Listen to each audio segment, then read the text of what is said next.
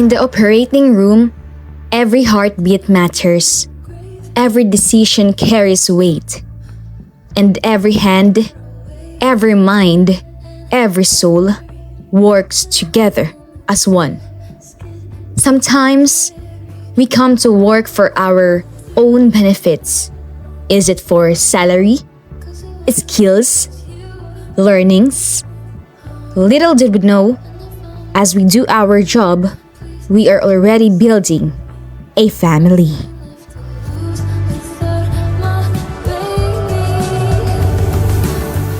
Stereo. Healthy environment. Precision. Kasi katumpaan, di ba? Kawastuhan. Unpredictable po. Happy. Masaya. Swiss Army Knife. Special area. Challenging. Interesting. Very interesting. Family. Family. Teamwork. Majestic. Shoulder. My shoulder to cry on.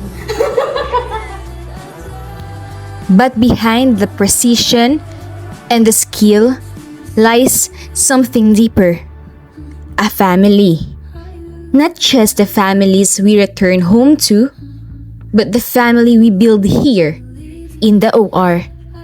A family bound by trust, by courage, and by compassion.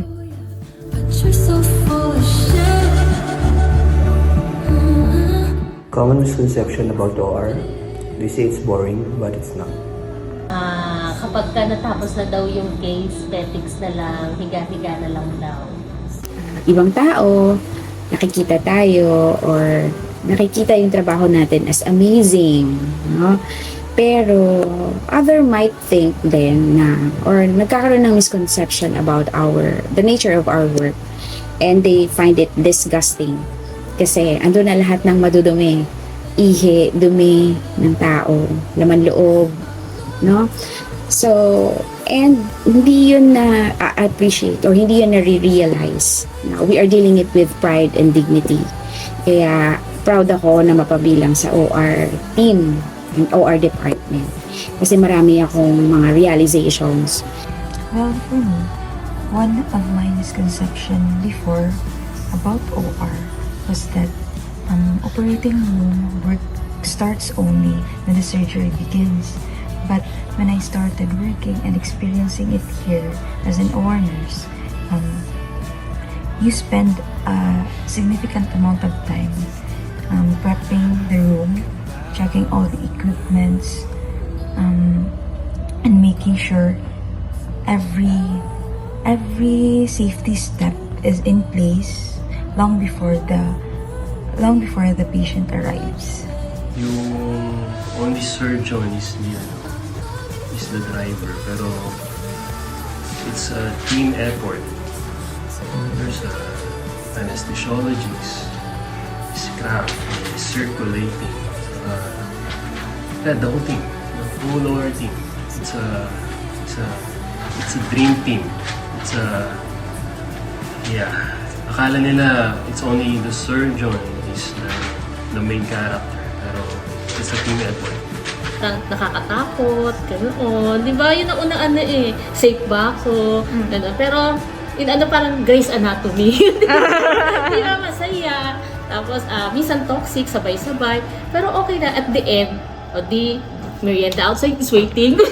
Yung petics tayo, wala tayong ginagawa sa OR, tutulog lang. Madali daw sa OR eh. Tapos, dali lang daw ginagawa dito. Tapos, pag hirap na hirap tayo, wala nang pull-out. Hindi daw sila marunong dito. Ewan ko lang Nila, puro lang tayo, instruments, gano'n. Nakakalimutan nila, din tayo, pag-handle ng isang patient. Inside and outside naman, or Magulo, maingay, yun. Easy? Sabi nila easy lang pero actually, it's not. You know why? When it's toxic, it's very toxic talaga. surgeons, anas, and other staffs are in OR are intimidating po. But in reality po, mabait po yung mga surgeon. Tsaka yung anas, kasi mga friendly po sila. Even the staffs po. Akala kasi nila nakakatakot dito. Nakakatakot dito rotate ganun, mag-work pa kasama yung ibang mga staff. Pero sa totoo lang, halo masaya at saka may part minsan na nakakainis, malungkot. Yun. Nakakatakot kasi kapag medyo hindi mo alam ang mga ibang mga procedures, besides sa OB, ayun, nakakatakot. At the same time, interesting. Na walang ginagawa sa OR. Yan, ever since, yun ang laging misconception. Walang ginagawa ang OR, nakaupo lang. Yan, yun ang biggest misconception talaga. Okay. Misconception. Di daw kami marunong mag-insert.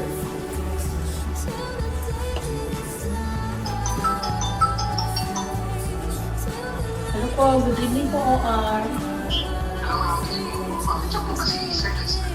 Andito po, bakit po?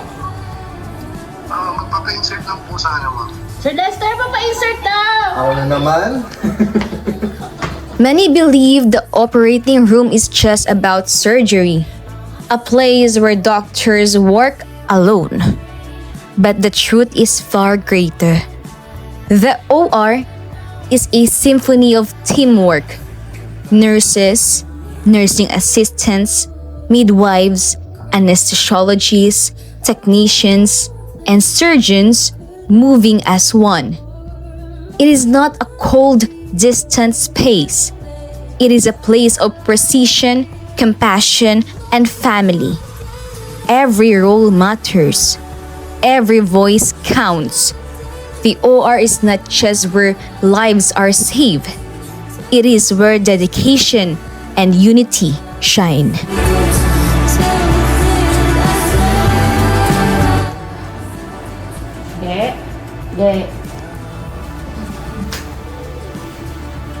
Okay, ano ang best experience mo sa OR? Best experience? Siguro yung papasok ang puyat, uuwi kang kompleto yung tulog.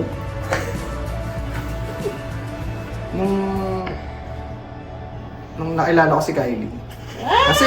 Sa OR? Oo, dito nangyari sa OR yun eh. Yung kay Ma'am Ai, ganun.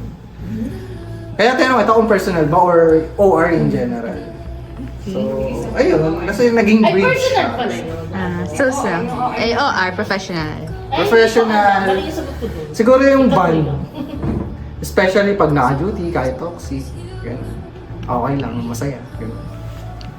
Yeah, para tayong family, minsan nag-aaway. Hindi nag-aaway, parang may tampuhan, hindi nagkakaintindihan, parang pero misunderstanding na parang toxic, ganoon. Pero okay naman, at the end of the day, naman tayo.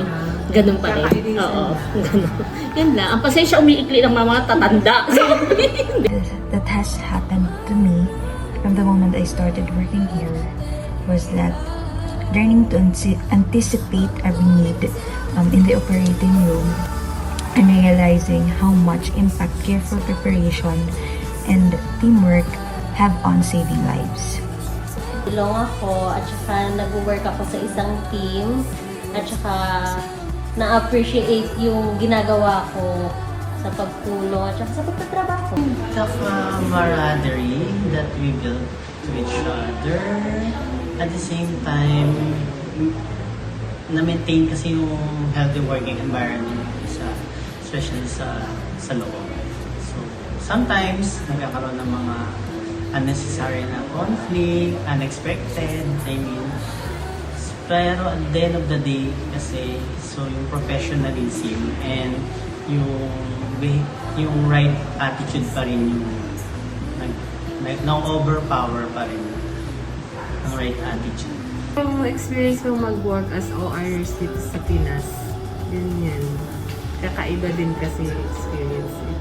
Yun lang. Nagagawa namin magtawa ng habang natotoxic. Which is the OR team! Na-appreciate ka. Yung kahit ka sobrang toxic, pero na-appreciate yung nagagawa mo. Yun yung pinaka-memorable sa akin. Kahit toxic, pero yung katoxican, kumbaga yung katoxican, after ng toxic, nandun yung ang saya, ang sarap pakinggan na na-appreciate ka pala ng mga nakakasama mo, na sabihin, ma'am, yung kumbaga nakikita mo sa sarili mo na level up. Kumbaga, hindi ka na yung simula sa yung mababa, yung kumbaga nagsimula sa umpisa, kumbaga nag-level up ka na. Yung na-improve, nakikita nila na nag-improve ka. Yun yung pinaka the best, yung kumbaga memorable sa akin. Yun, kaya thankful din ako sa mga iba na nakaka-appreciate na ginagawa. Yun. People, and aside from that, I feel so valued and I feel belong talaga. And that may tumawa. Although, pati sa ibang area din naman, yun nga lang parang mas na-feel ko na, yeah, I feel appreciated. Thanks to my OR family. Ako dito ng 2017 na para sa akin best thing happened na yun kasi alam ko na marami akong matututunan dito. Talaga. Yun yung medyo gusto kong nakakapag-explore yung nakikita ko yung mga kung meron sa loob ng parts ng tao. Marami akong natutunan dito sa totoo. Pag-fit pa sa ko. Yun yung pinakamasaya para sa akin. Maigay yung mga staff. Second po, natutunan ko po yung individual personality po nila, and then naturo po nila sa akin yung iba't ibang perspective na meron po sila. Not only here in OR, pero sa life din po. And then, tutunan, mababait yung mga kasama ko. Tapos, ano pa ba? Masaya ako dito sa OR. Na natutunan, yun ang pinaka-best kasi marami ako natutunan dito eh. Saka syempre yung na-meet ko yung mga before na staff, na people na naging ka-close ko. Okay, I'm aiming for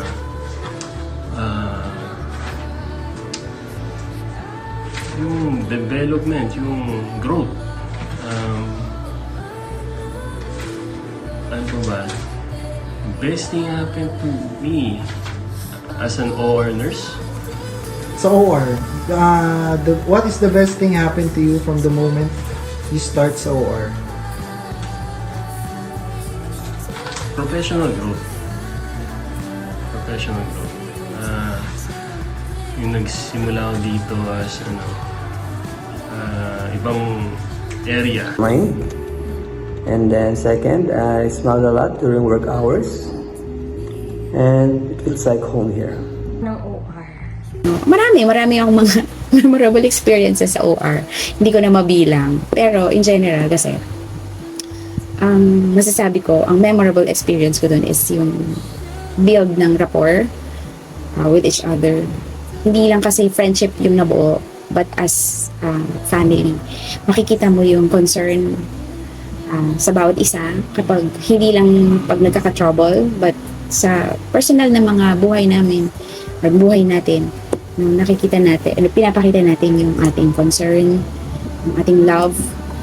Kahit sabihin na hindi naman obvious, pero mararamdaman mo sa bawat isa sa atin na hindi lang friendship at pagiging co-worker yung nabuo sa loob ng OR, but a family. And sana, wish ko lang na maging mas matagal pa yung pagsasama natin. Although, syempre, lahat tayo may mga aspirations to go abroad.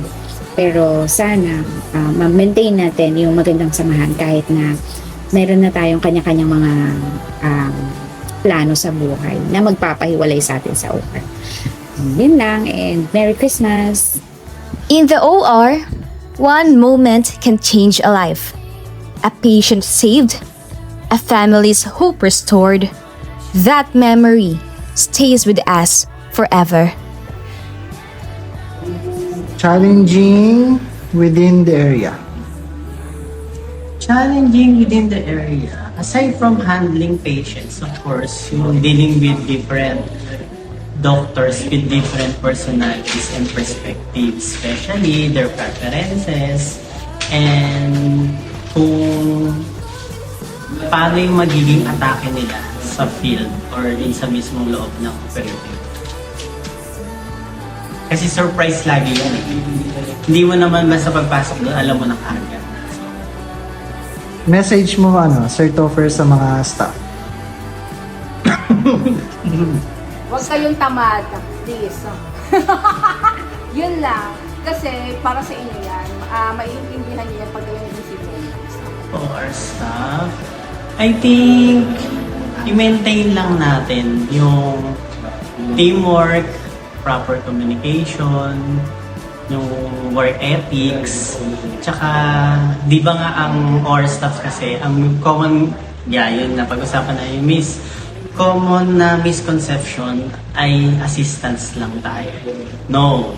Ang OR nurses tend to manage the whole environment as circulating and scrub nurse. So, we tend to manage yung complex or the technical and the non-technical sides. Kasi nga, patient advocates tayo for safety, we are critical thinkers, yun yung mga kailangan nating patunayan sa kanila. At the same time, yung patient advocates, kailangan yun, syempre, of course. Especially, hindi lang naman yung mga patients, hindi lang naman sila, pati yung mga relative din. So, sila din, kumbaga ina-handle din natin at the same time yung mga relatives nila. Since yung mga patients nag-undergo ng anesthesia, so kailangan yung safety pa rin lagi.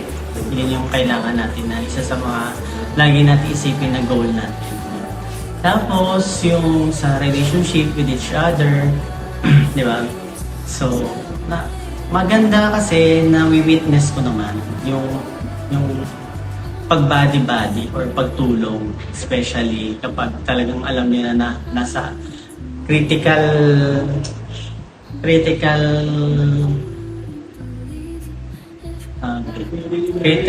way na or nasa yung kailangan na ng i-troubleshoot.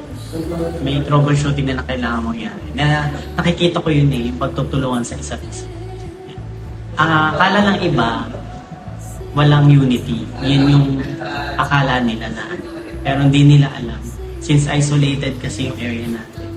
Tayo-tayo lang kasi nakakita na. At the same time yung mga doctors na na-encounter. So dun ako proud siya. Today, we honor not only the excellence of our operating room team, but the families at home and here within these walls who make this work possible. Together, we are more than a department. Together, we are family.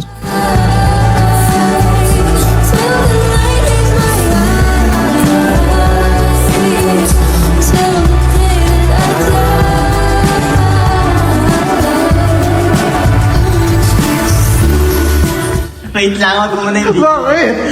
Matabi ako. Start na ba? Ready, set, go. Best thing happened po, first is napunta po ako dito agad sa OR. Sila. Second po, nakilala ko po ng mabuti yung mga staffs, and then ayoko na, wait lang. Bawal maiyak. Wait naman. Magpapaano pa? Okay. So, sa kanya na lang po hanapin. Sige po. Sige po. Tapos po pala nag-message po si Ma'am Mars na hindi na po makapasok. So, what is the most misconception sa OR? Misconception? Hindi daw kami marunong mag-insert. Imposible.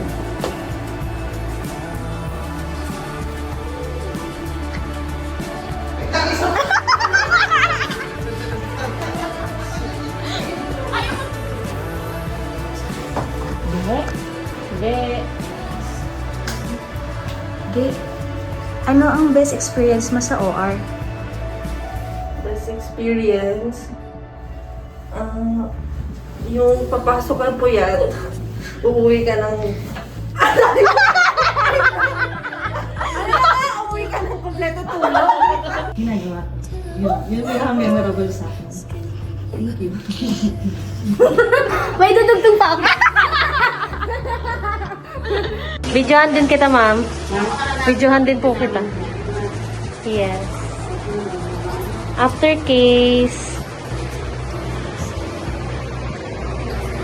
Marami pang hugasin. Bibidyohan kita, ma'am. Mga busy? Yes. Sabi daw kasi petics lang tayo. After case. Videohan din kita, ma'am. Videohan din po kita.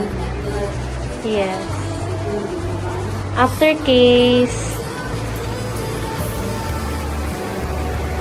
Marami pang hugasin.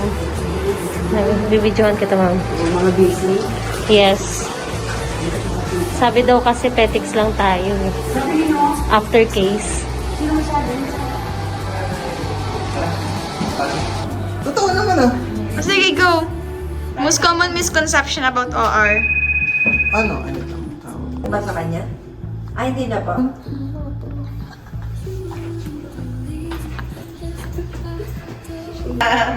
Boss, she of the night. Pa-insert daw. Describe OR in one word. Swiss Army knife. What? One word nga eh. Hindi, ano yun? Ay, sorry ka. Isasama ko to. Isasama ko talaga to. Wala ka pa maisip yun ah. Sige. Go. Anong memorable? I found my people. Bakit naman? Madali. Serious. Ulit. Cut.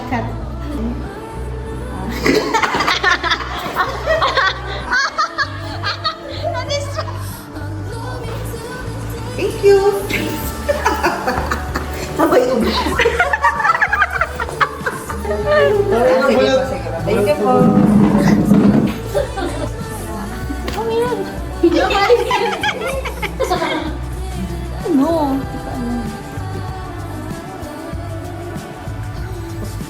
Ano? Describe OR in one word. OR in one word. Happy. Most common misconception. Siguro ano na lang, kasi lagi lang akala, madali dito. Pero pag kailangan sila i-pull out, hindi na mo dito. Hindi ko